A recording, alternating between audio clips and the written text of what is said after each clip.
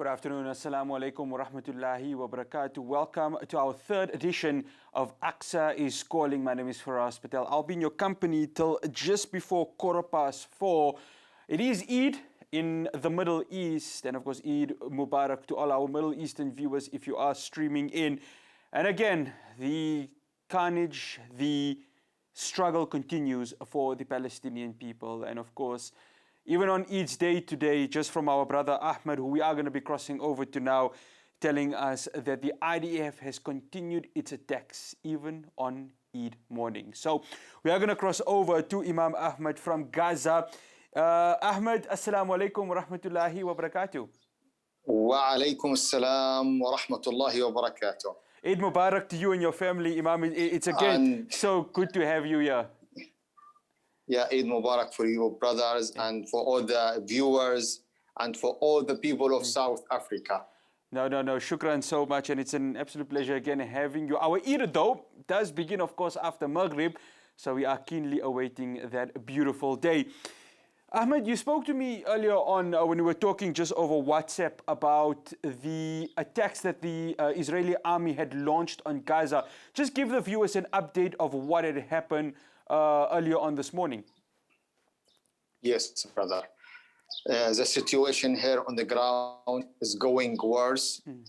We are now in the 5th day of the Israeli airstrikes on Gaza Strip. All I can, brother, that the situation is disturbing.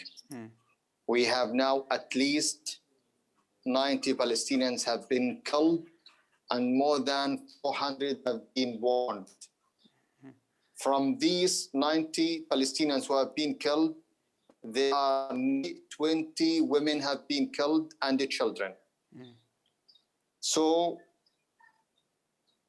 today is the hardest and the hot day for Palestinians. Ministry of Health here in Gaza, they are investigating that Israel has released, the Israeli troops has released poisonous gas. And the thousands of Palestinian families of Gaza Strip, they have fled their homes. They have evacuated their homes because they are saying that they have inhaled poisonous gas. This is something progress, something is unimaginable that Israel release poisonous gas on civilians here in Gaza. Yeah, you can carry on, Imam. Yes. So situation now is very difficult, is very tough. We are speaking about more than maybe weeks of Israel airstrikes on yesterday. A big residential, high-rise residential building have been destroyed completely, and also today high-rise commercial buildings also been destroyed. The streets, infrastructure, most of the streets in Gaza have been targeted. So people here in Gaza, they are speaking about changing the shape of the street, the infrastructure of the Gaza. And also, my brother, we have here shortage of electricity, which exceeds 20 a daily. So imagine you live with electricity for only 4 hours a day. I'm just now using my battery charger for taking my task and for doing my task. So I can't express about the feelings of thousands of Palestinians and thousands of 2 million Palestinians who are living in Gaza. And today is the first day of Eid al-Fitr al-Mubarak, where all the world celebrate with the Eid. Their children, they have the joy, they have the happiness, and all the world have the happiness of the Eid. But in Gaza, this is different. There is no Eid in Gaza.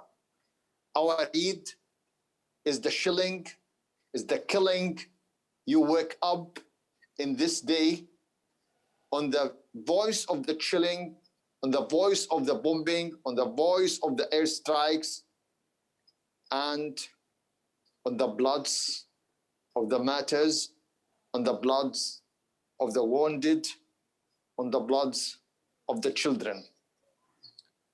So my brothers and sisters, all the viewers, I am here for Gaza, my experience and experience of my family.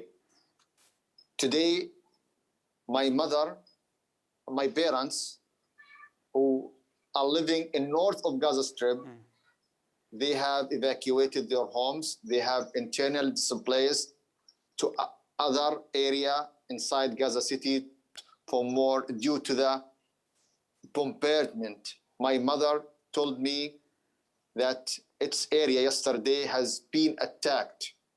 They did not sleep all the night because the chilling were around the homes. So my family homes, most of it, my mother told me that everything had been destroyed and damaged, the windows, the doors, kitchen, the 16 bombing beside my family home in north of Gaza Strip. This has led them to internally displaced to more safer area here inside Gaza City. So this is the case, not of my, but this is the case of thousands of Palestinians who are living now north of Gaza Strip, who have been exposed to hit poisonous gas. So we are speaking now about thousands of families who internally displaced to more safer area to protect themselves from the poisonous gas which has been released by the Israeli troops. And now, before just 1 hour, the Prime Minister of Israel, they are speaking about wider military operations, wider ground troops to attack Gaza Strip. Yes. No. I was just going to say, I mean, there's poisonous gas, and yes, I think this is much more lethal than just your normal bombs that are being dropped. I mean, I've never experienced it, but when you hear it from eyewitness accounts, and like yourself, Ahmed, this is bad, isn't it? And something has to be done, but it just feels as if nothing's being done because, as you say, Israeli Prime Minister Benjamin Netanyahu can just go ahead and say, well, we're going to ramp it up and no one's going to stop us. Yes. So what should the Palestinians here do? What the children, the women, the elders, what they can do here? They can do anything. They are experiencing the chillings, the airstrikes, voices. You know, thousands of children here on Gaza, they were sleeping on the voice of Shah. They were putting their hands on ears that they don't hear the voice of the chilling.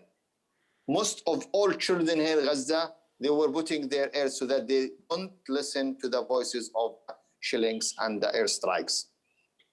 In addition to that, today we have airstrikes, many buildings, many residential buildings, many vehicles.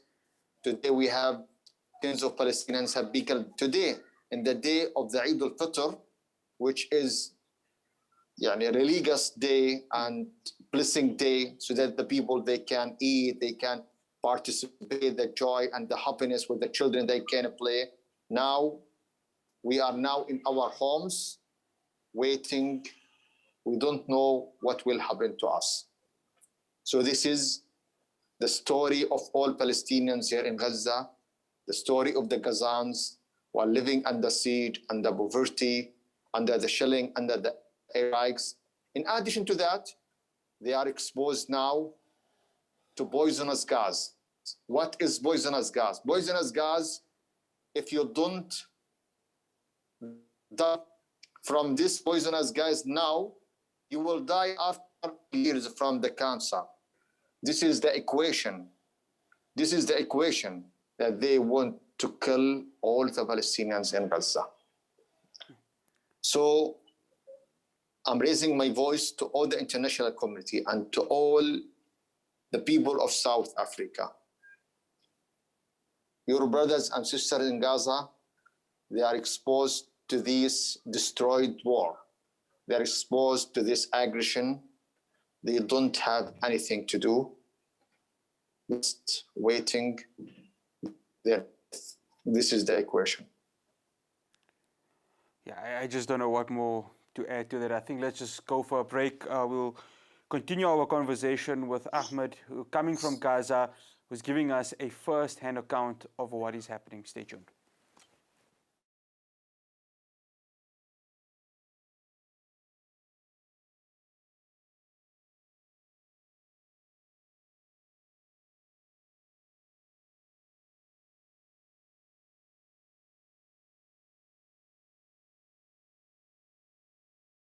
Welcome back to AQSA is Calling. I'm still with Ahmed. He's coming to us live from Gaza. Ahmed, shukran again for staying with us. You know, Ahmed, this was supposed to be a day where I was supposed to be talking to you about, you know, what lovely dishes you had for breakfast, for lunch. And unfortunately, the current situation paints itself. It's a very, very dark situation. Just again, I don't know what more to add to this. I mean, the fact that you're saying that there are gas bombings that are happening right now, this can't be a good Eid day, can it? Sorry again, brother, because the voices were not clear. No, I was just saying that it's supposed to be a joyous day because it's Eid day, but it's something far from it, isn't it? Yes, sir, brother. Yeah. As I mean, before that, in all Palestine, in all the world, there is a joy and there is a happiness in this blessing day, because today is the day of the eating, or the day of the joy, the day of the happiness, especially for the children and women, because today, mashallah, all the Muslims celebrate this religious day to have the joy and happiness, as our Prophet Muhammad told us. So Gaza, this is different. In Gaza, this is different story, different speech. In Gaza, just voice shelling, voice of the killing, the voice, the crying. Today, I have woke up on the footage of old man who was crying for the death of his children. All the world watched this old man who was crying. And when the man is crying, this means that there is a big tragedy. He has lost all his children last night. Last night, it was very hot night for people of Gaza, where I have witnessed the killing of two old men and husband and wife. The husband is 65 years old and the wife is 60 years old. They were sleeping. They were sleeping in their bedrooms, and suddenly there was a shelling and the bombs has attacked them and killed them during their sleepings. So, as Palestinians, as part of this country, as part of this community, I can't express about my feelings when I saw my people. They feel the pain, they feel the suffering when they are killed, when I see the crying of my neighbors, when I see the bloods of my friends, when I see the painful and the suffering of the children here, the crying of the women in the streets of Gaza. When I go to street and I don't find anything walking in the street, there is no one can go outside his home for walking, for shopping, because everyone and every person in Gaza is exposed to be targeted by the Israeli drones, which doesn't leave the Gaza sky. So everything here in Gaza, the buildings, the persons, the vehicles, imagine auto rickshaw, the tuk-tuk we call it, is also exposed to be killing, to be targeted by the Israelis. If anything is moving here, is exposed to killing. So when you go out from your home, I think you are exposed 100% to be killed. So I would like to show the donors and show the people of South Africa, show the people there about the difficulties of our people here who are now suffering under occupation, under poverty, under the killing, under the siege, who were exposed for 15 years of the siege. Now we have more than 65 years of the occupation since 1948, and also we are now here in Gaza under the siege for more than 15 years old. So imagine this people, the people here, they are tired, they feel frustrated, they are living in depression, they have social and economic distress. This is their life.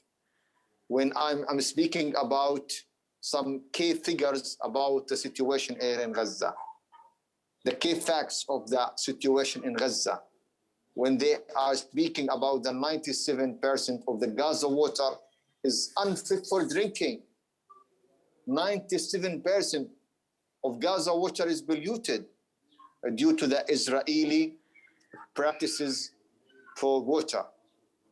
And also, this country has shortage of electricity exceeds 20 hours daily.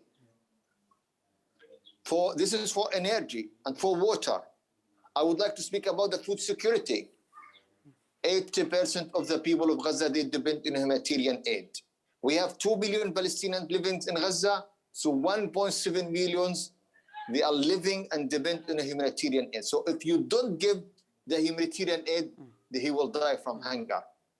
This is the equation.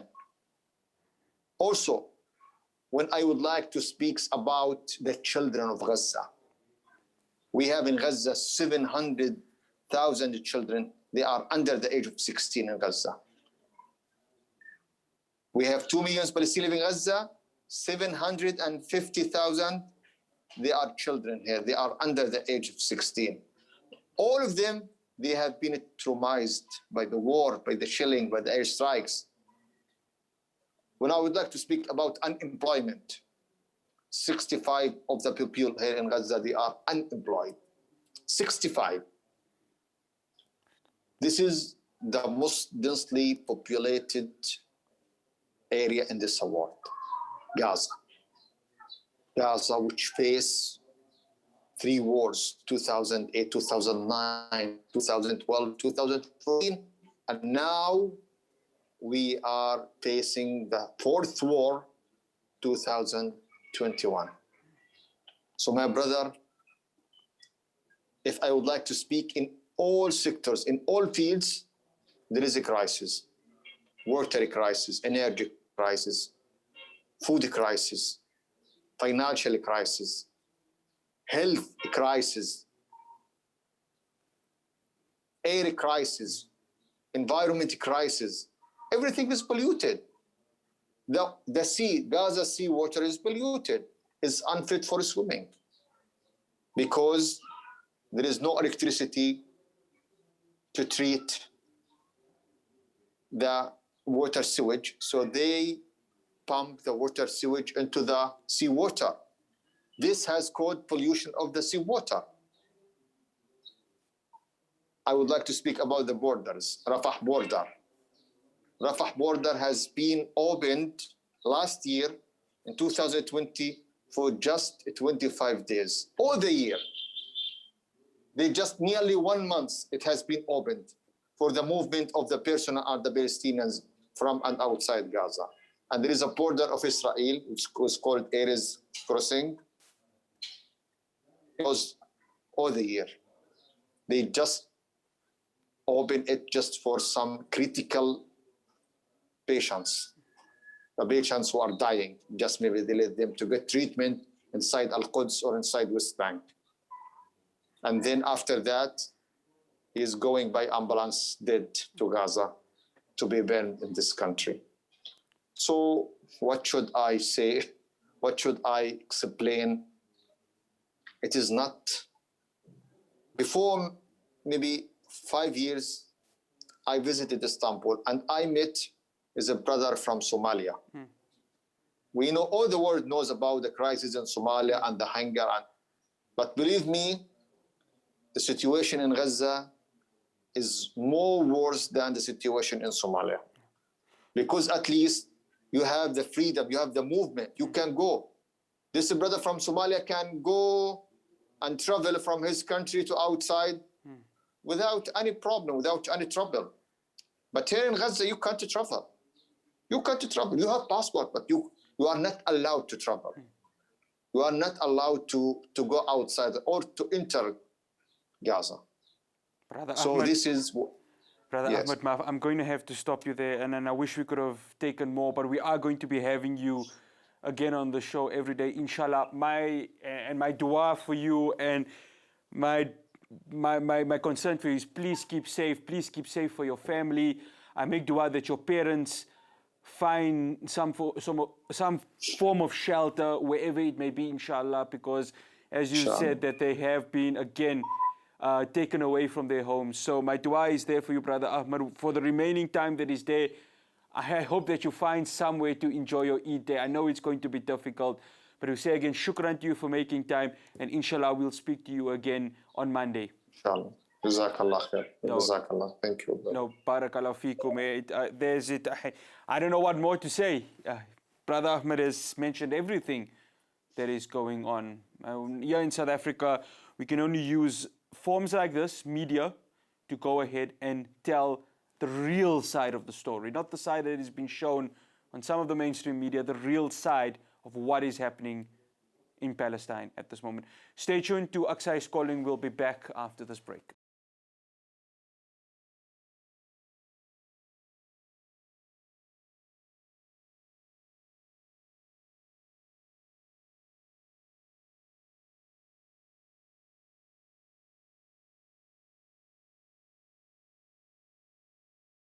Welcome back to AQSA is Calling. I'd like to introduce my next guest. Now, he's somebody who has been on social media, really keeping an eye on what is happening in Palestine. He's a geopolitical analyst. He's the former chairman of the Media Review Network and a current attorney. I'd like to welcome Brother Zakir Ahmed Mayed. Brother Zakir, assalamu alaikum wa rahmatullahi wa barakatuh. Thank you so much for joining us. Wa alaikum assalam wa rahmatullahi wa barakatuh. Shukran for having me on the show this afternoon. No, it's an absolute pleasure. Yeah, Brother Zakir, I was just speaking to another brother in Palestine, and this was supposed to be Eid Day, a joyous day for them. But unfortunately, it's nothing like that. Continuous shelling, continuous bombing that is going on. And of course, you've been picking up on it from the time of Sehri this morning. Indeed, it's a sad situation that there's such loss of life on this very auspicious day of Eid within Palestine. The figures are quite astonishing that we are sitting at approximately 83 murders this morning, of which 17 are minors, and that is the Palestinian Ministry of Health. However, I think that there's a difference in this. I think from an Islamic point of view, we make shukr to Allah for our shuhada, whereas on the Israeli side, the fear of death is very evident. The destruction that is being unleashed on Gaza, I would argue, is not one that we have seen generally from the Israeli side, as we have seen before. Numerous clips have been circulated of the high-rise buildings that have been targeted by the Israeli Zionist occupier state. And the clip is very indicative of the restraint that Israel is using. Usually we see mass murders, huge amounts of casualties in a very short space of time. This is indicative of the fact that Israel is very scared at the moment. Israel is afraid of engaging in a large-scale war with the Al-Muqawama al-Islamiyya, the Islamic resistance movement, which is made up of various factions within Palestine and also beyond. So indeed, the loss of life is something that we mourn. We don't overlook that. But alhamdulillah, the resistance has not just kicked back, they have given them a bloody no. Israel is really terrified of engaging in this war. In fact, we usually see attempts to try and normalize the situation, reach a ceasefire 1 week or 2 weeks into a military operation. Israel works on short-term kinetic operations unless it's funded by other states, at this point in 2014 and even before that. However, the attempt to try and seek a settlement and a ceasefire appears to have started very early, within 24 hours of the engagement between the resistance front and Israel. So yes, a very sad situation on the day of Eid for our brothers and sisters. But what changes the framework in the manner in which we look at it is that the brothers and sisters in Palestine, Gaza, and the West Bank in occupied Al-Quds all have demanded that the resistance step up in defense of Masjid al-Aqsa, and that is what we're seeing at the moment. And Zakir, speaking of the resistance, I mean, you see, for example, you know, the Western powers coming out and saying, well, these are terrorist organizations. But here at home in South Africa, we saw Umkhonto we Sizwe stepping it up against the National Party, against the apartheid government. So they have every reason to say, we are going to defend our homeland against any and every sort of occupied army like the IDF. 100%. I think that's the problem with the narrative that is being spun by both the Israeli regime and their supporters, that this is an act of self-defense, as they put it. The international law does not allow the act of self-defense by an occupier. You are the occupying force, you are a nuclear power, and you can't be claiming that you are acting in self-defense. So what we found very interesting is that the Israeli Hasbara machine, the propaganda machine, has collapsed during this engagement. I have seen on numerous pro-Israeli analysis accounts, individuals who are fully supportive of Israel, that will find every excuse for Israel, condemning Israel, saying that this is unacceptable. And the scenes which sparked off the global attention now shifting to Palestine, namely the invasion of Masjid al-Aqsa, the brutalization of those that were making salah, and most importantly, the selection of the night of one of the possible night of Qadr as the night to invade Masjid al-Aqsa, indeed put Israel on a back foot even amongst their own support. So what we find now is that Israel has lost the PR battle. Israel has hopefully seen that the battle to engage the resistance now is not going to be one without casualties and repercussions. In fact, I am happy to announce, alhamdulillah, praise be to Allah for the great victory, that the Ababil drone has now entered service. It's a suicide drone that has been deployed by the resistance forces and is currently attacking Iron Dome batteries. And Iron Dome does not know how to really fight. It's a highly problematic tool in the field. And I see Israel is now losing on every front, PR front, they're being criticized by their own supporters. And all we hear from the United States, Israel has a right to defend itself. It's hard to defend yourself when you are brutalizing worshippers in their holy places on holy land. That narrative doesn't work. Brother Zakir, yesterday I think it was on Tuesday, Maf. Obviously, there were protests to the Israeli trade center. I think what was interesting, and it's an interview I had yesterday with a lady, is that, you know, there are Jewish people that are willing to support the movement, the movement for the Palestinian people. How important is that? Because it cures the ignorance that all Jews are the same, but you have a section of Jewish people that want to go ahead and support the cause of the Palestinian people and the cause that is happening here in South Africa to support the Palestinian people, knowing that they went through a very similar scenario during World War II in the Holocaust. I think the problem that we often face is the skewed narrative that is presented by pro-Israeli activists, as they would call themselves, and the occupation activists that justify the vilification, the occupation, the brutalization of Palestinians. The fight is not against Jews. It's never been against Sheikh Ahmed Yassin, one of the founders of Hamas, said that we have no problem with Jews. We have a problem with Zionism. Zionism is a political act that seeks to dispose of Palestinians and anyone who stands in their way of the Zionist project, to establish what they refer to as the homeland, which is nothing but an occupier state. And they believe that any means is justified to do that. Now, we see similar problems, and this is why I say it's not against Jews. We see Arab states, and unfortunately even Muslim states, that are supportive of this project by normalizing with Israel, by opening their doors by having military cooperation, by purchasing Iron Dome units for their own personal defenses, etc. And this is a very clear indication that this is not about Jews. You have certain divisions of the Christian community that are supportive of the project of Israel, i.e. Zionism, and therefore the issue is not about Jews. That's why it should come as no surprise to us that you have people that are dedicated to truth and justice, such as those from Jews for Free Palestine, and various other groups like Raikata is an example of those that are abroad, rabbis for Palestine, etc., that have come up very clearly and said this is an issue of justice.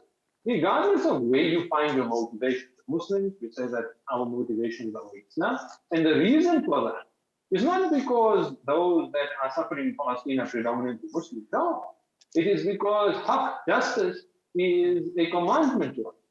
For a Christian, the commandment of justice is given to them. For our Jewish brothers, commandment of justice is given to them. For our Hindu brothers, and even those who do not believe in any God, the principle of justice is common to all of us. So that is what draws us to supporting Palestine. That's what draws us to supporting any cause where those individuals are occupied and oppressed. We have every duty upon us to support those that are suffering throughout the world, and the matrix of oppression is common to all.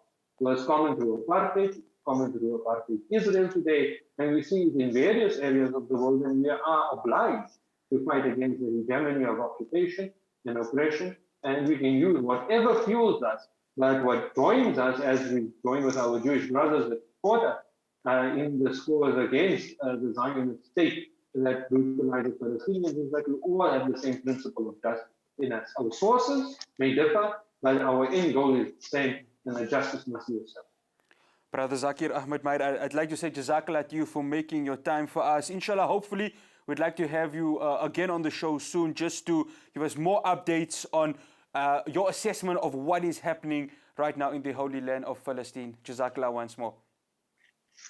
Jazakallah khairan for having me on the show, and Eid Mubarak to our brothers that are celebrating, our brothers and sisters, and to those that will be celebrating tomorrow here in South Africa. And inshallah, we hope that we will see 3 fasting within our land. Jazakallah, barakallah feekum, and Eid Mubarak to you also, Brother Zakir, and the rest of your family.